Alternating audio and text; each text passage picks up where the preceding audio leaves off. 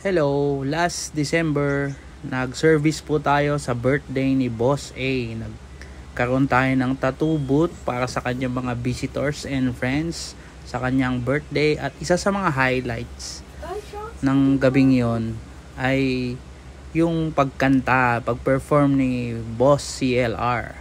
At kasama ang kanyang girlfriend na gustuhan naman magpatattoo sa ating tattoo booth.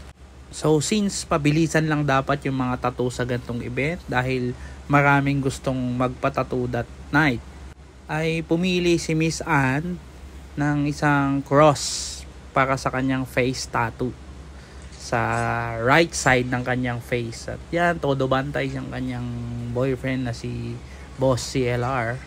Nakakakaba no, na may isang sikat na rapper na nanonood habang nagtatattoo. Ay nalook ko siya dyan ng tattoo, kaya lang malaki gusto niya, so sabi ko pumunta na lang siya sa shop pagka may time sila para magawa namin yung gusto niyang tattoo. So this time ito lang muna, maliit na cross sa right face ng kanyang girlfriend yung kanilang pinagawa kasi nga mahaba yung pila that night. Umabot sa I think more or less 100 ang natatuan namin that night kasama ng aking co-artist sa Bernard San. Ayan po yung result at ito po sina Boss LR at si Miss Ann. Bye-bye.